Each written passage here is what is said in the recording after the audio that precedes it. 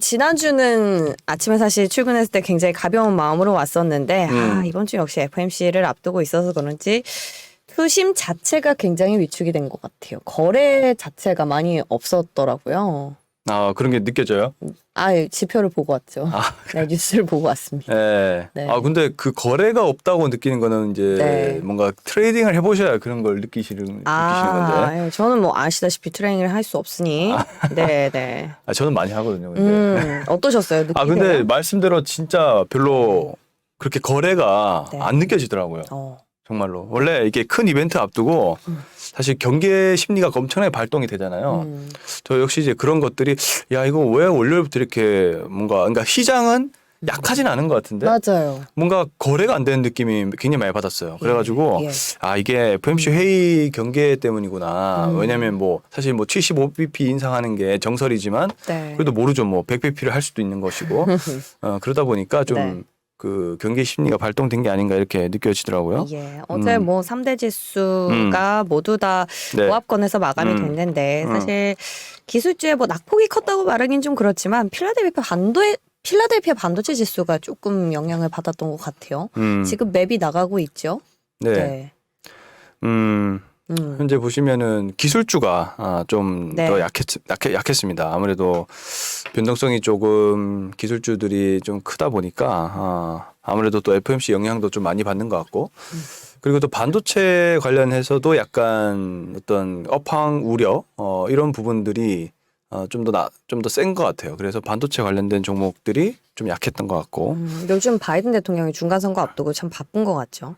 계속해서 반도체 처리법을 촉구를 하겠다라는 언급도 있었고, 시진핑 주석이랑 통화를 한다고 했는데 영 시장의 반응이 시큰둥한 것 같아요. 말씀대로 요즘에 가장 또 궁금한 부분이 반도체죠. 칩4 동맹, 미국에서 또 프렌들리한 국가들끼리 또 반도체 공급망을 또 이렇게 재편하려고 하는 흐름. 근데 또 중국은 또 안으려고 하고. 이 이해관계가 참 복잡합니다. 정말 어려운 것 같아요. 그런 상황이고. 그리고 제가 또 이제 본 게 또 이제 궁금하다고 볼 수 있는 부분들은 연준이 내년에 금리 인하로 돌아갈 것에 베팅한다. 저도 봤어요. 이 부분이 조금 뭐라고 해야 될까요?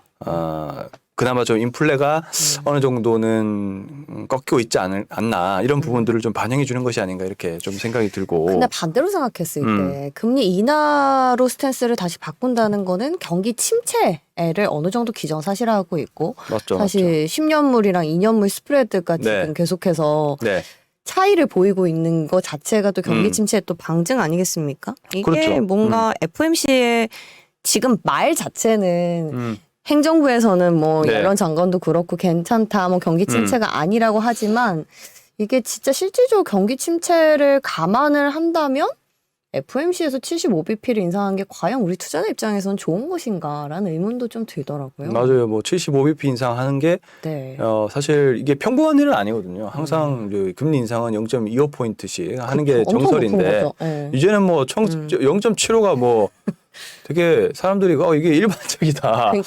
이렇게 생각할 정도로 이제 아무렇지 않게 얘기를 하니까 근데 굉장히 심각한 겁니다. 여러분 이제 0.75bp 인상을 하는 것은 어쨌든 근데 말씀대로 제가 봤을 때는 이게 연준도 데이터를 보고 판단을 하기 때문에 경착륙은 힘들 것 같아요. 이게 연착륙은 힘들 것 같아요. 그리고 이번 주 참 지표가 공교로운 게 금요일 날 PC가 나오잖아요. 그 PC까지 확인을 하고 사실 연준이 금리를 어떻게 조정을 할 수 있어야만 하는데 왜냐하면 다음 달에 FOMC가 없으니까 세셔널 미팅은 있지만 그래서 이게 FOMC가 발표가 나면 우리나라에서 목요일 새벽에 이제 보이지 않습니까? 그러고 나서 하루 쉬고 나서 시장의 해석이 어떨지 애플 실적도 있고 그렇기 때문에 그 부분 좀 유의하셔야 될 것 같다는 생각이 오늘 아침에 들더라고요. 문득. 변동성이 심하겠죠. 원래 FOMC 하고 한 주 정도는 방향성이 엇갈립니다. 어떨 때는 이제 환호해서 막 급등이 나왔다가 또 생각해보니까 뭔가 아닌 것 같죠. 그러면 또 급락이 나올 수도 있고 하여튼 방향성이 결정되는 데는 좀 시간은 걸리겠지만 어쨌든 확실한 것은 이렇게 많이 금리를 올리면 아무래도 그 인플레는 많이 둔화될 수밖에 없을 것 같아요. 이미 뭐 유가라든지 뭐 수요 자체를 둔화시켜 버리니까 100불 아래서. 왜냐하면 수요와 공급이 있으면 이제 공급은 건들 수 없고 연준이 할 수 있는 건 수요를 건드는 거니까 이게 제일 안 좋은 방법이죠.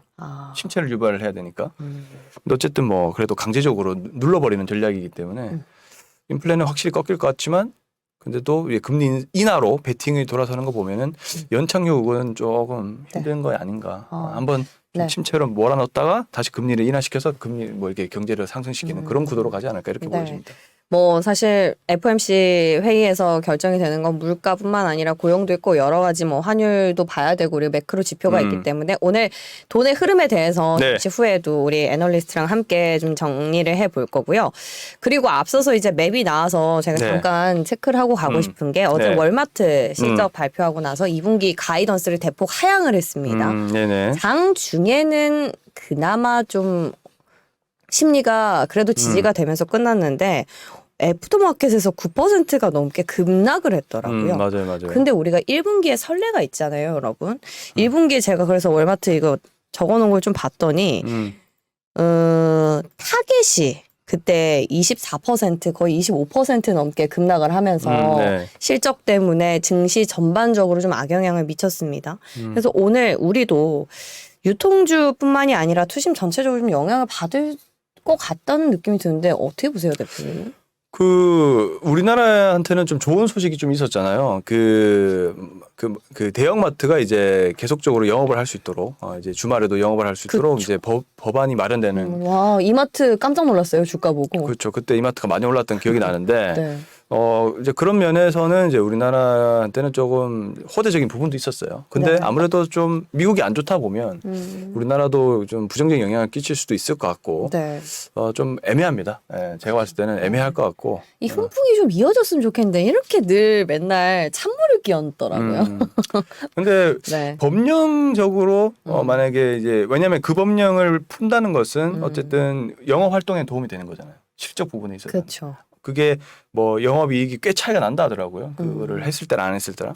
그런 부분을 봤을 때는 우리나라에는 딱히 크게 크게 영향을 미칠 것 같잖아요. 왜냐하면 영업 활동에 관련된 법령이기 때문에 저는 그렇게 생각이 듭니다. 뭐 국민 투표에 지금 붙이고 있는 상황에서 뭔가 결정이 안 돼 있다는 점 감안을 하시면서 체크해 보시면 좋겠네요.